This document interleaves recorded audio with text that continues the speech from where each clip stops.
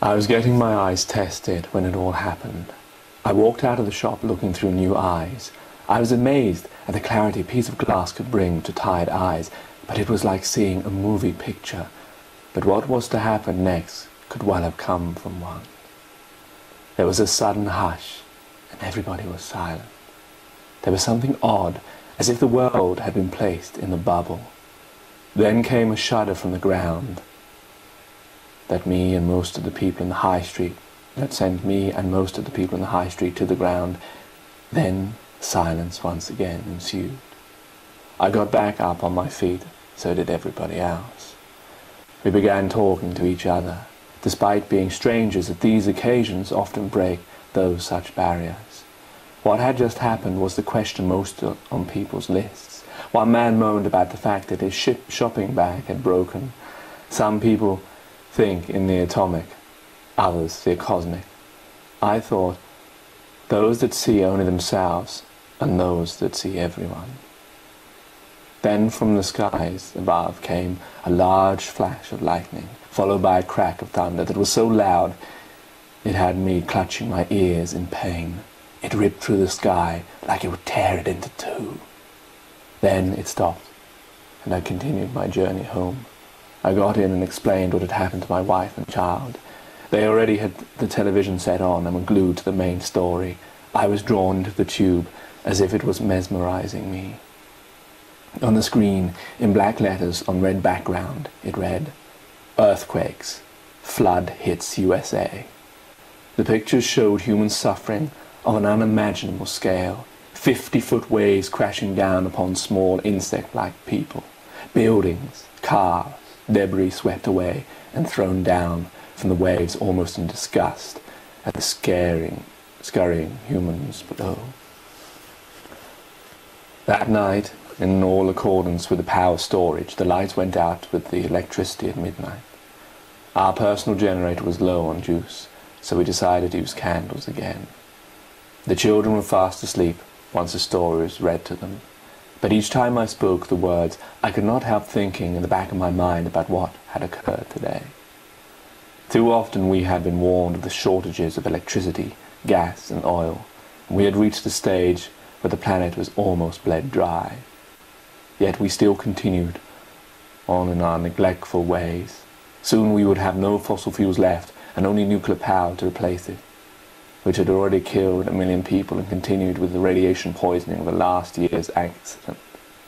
Now the earth itself was shuddering. Some might conjecture that it could feel the pain of being left empty as we reached ever further into its core and sucked out its very soul. I went downstairs and snuggled up with my wife, who gave me such comfort and support that these worries soon passed from my mind. We sat in the dark living room with a candle as our own light, and the window by the right side with its curtain undrawn so we could see the trees swaying in the dark, the dull beam of stars and moon throughout the thick layers of dirt that rose at midnight in the atmosphere. We fell asleep in each other's arms, and when I woke the next morning, my wife had already woken and taken the children to school. I wiped my eyes, put on my new glasses, and headed towards the kitchen to make my breakfast. There I found a note on the table from my wife. It read simply, "I love you, dearest." I picked the piece of paper up and wrote below her line, "I love you too, darling." I sat down with my hot cup of tea and switched the TV on. They were talking about the new space mission that was going to take off today to begin tests on humans leaving the Earth to life on Mars, which had entered into the last phase of its terraforming. It contained a few passengers who had paid an extortionate amount of money, who would go with the scientists in order to understand the difficulties future generations will face in adapting physically and mentally on Mars. Next up came more news on the plight of the American nation, which looked, from what pictures they showed of selected states, that water had now taken over the land. Midday came, and I went out to surprise my wife when she picked up our kids from the nearby school. As I was walking down the familiar roads that winded from my house to the school, I looked to the sky and noticed that I had not seen a bird in an age. I looked around at the streets and noticed that they were empty. As it appeared darker than normal at this time, I felt increasingly strange as this atmosphere descended upon me. I knew what was to come next, so braced myself as the earth shuddered, and at the same time a flash of lightning, so bright it was blinding. I even felt the warmth of it on my face. Then a rip-roar explosion of thunder, the only words best to describe that most momentous of noises. Rain started to pout down. Almost it felt in anger. I started to run to the school, passing the Space Mission Control site. Then the rocket stood, waiting to take off, not in the weather I thought, as I arrived at the gates of the school and found my wife, clutching a newspaper over her head. I greeted her, and she grabbed tight onto my hand. "What's the matter?" I said. "I'm scared," she replied. "There's nothing to worry about. It will pass." "Not this time. It's worse than before. I think this is it."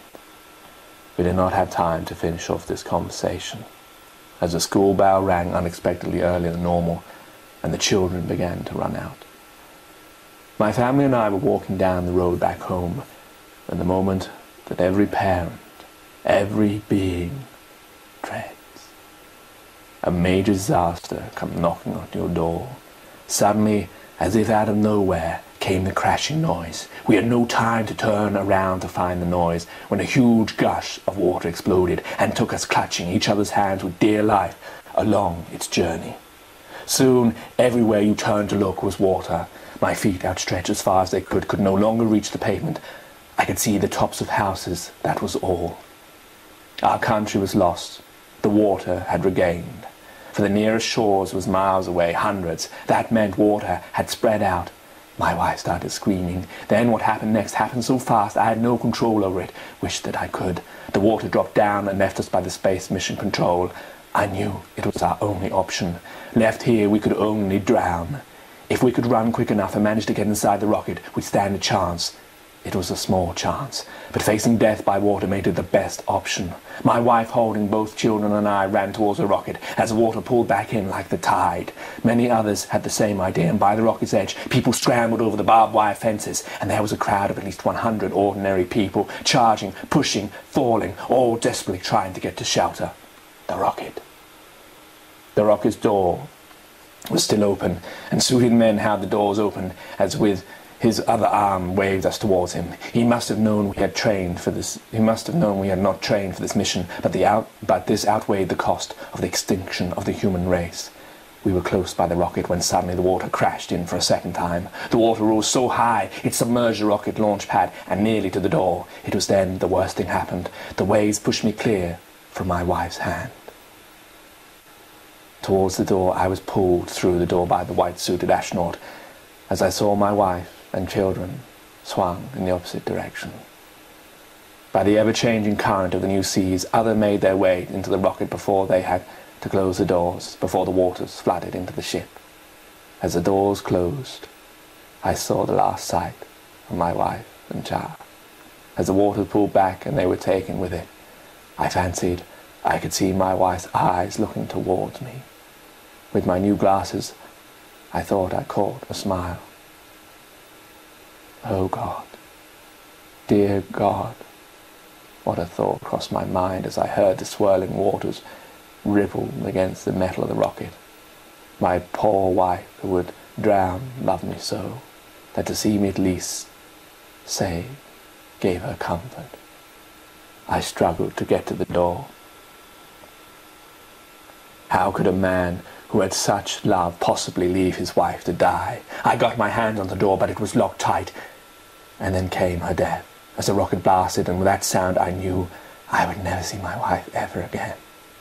As the rocket took off, I looked through the portal, down at where I had been born and spent my life. It was all covered with water. I could no longer see my wife and children. I had to realize they had probably already drowned. My heart sank with such a conclusion. My eyes wept. I banged the portal in utter frustration and pain. The rocket took over, and we were hurtling through the Earth's atmosphere. From high above looking down, I could see the Earth, no longer the familiar green-blue planet that we had seen on our TVs. Now it was completely blue. Not a shade of soil was to be seen. Then, unaccustomed to spaceflight, I passed out as we hurtled millions of miles from the sunken Earth to the bright, new Mars.